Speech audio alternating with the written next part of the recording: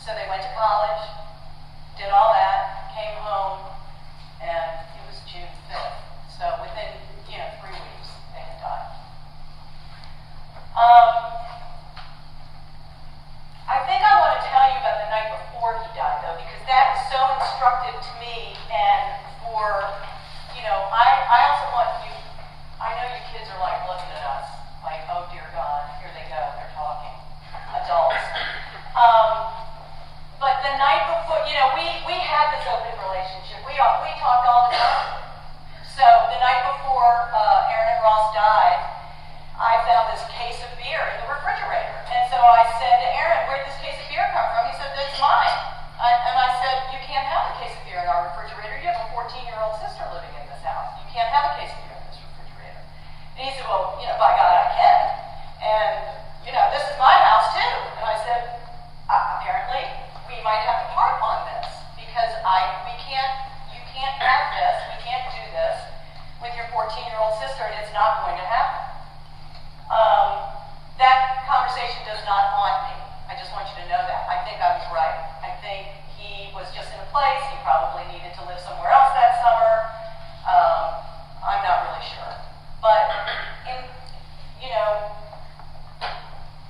the thing that I know that he and Ross were doing that night that they shouldn't have been doing, that speaks to how I think about you kids and my students, because I taught at CHS for a long time and loved it, and talked about a lot of this with my kids there, is this kind of culture of recklessness that is really cool. And I have to say I was fairly reckless in high school. And so were my brothers. I had 5 brothers, and we had lots of stories. When my kids were growing up, they heard tons of stories about their uncles and how they barely missed this, and oh my God, he was so drunk, and he walked away from that one. So there's this, I feel like, since this is a discussion, and I just want to open up the discussion of all of it, I feel like as adults, we're saying things around our kids we probably shouldn't be saying. They're hearing things, in addition to everything else I said to them that was instructive, like, we have plenty of alcoholics in our family. My husband has addiction problems in his family. Be careful, because if you've got that addiction microchip, you're in trouble. So, it's bigger than you. I told them all kinds of stuff like that.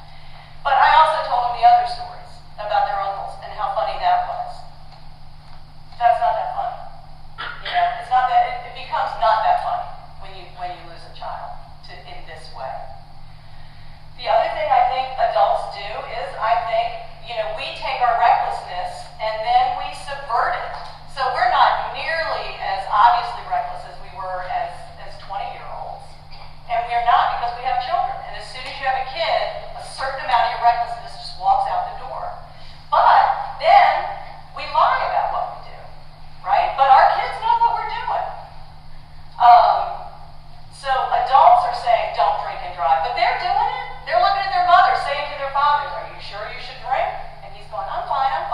You probably shouldn't be drinking. You probably shouldn't be driving.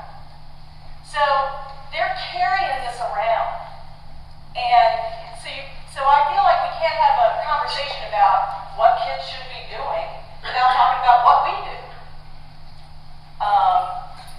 Because they really do listen to us. And they really do watch us more than possibly they listen to us. They watch what we do, and they see if what we say matches what we do.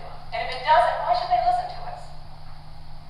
We're not the role model.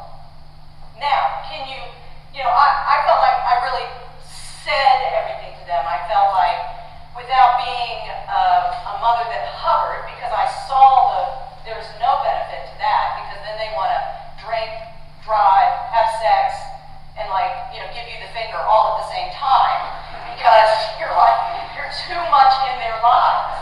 And they really are, that time in high school is just such a fabulous time, and you don't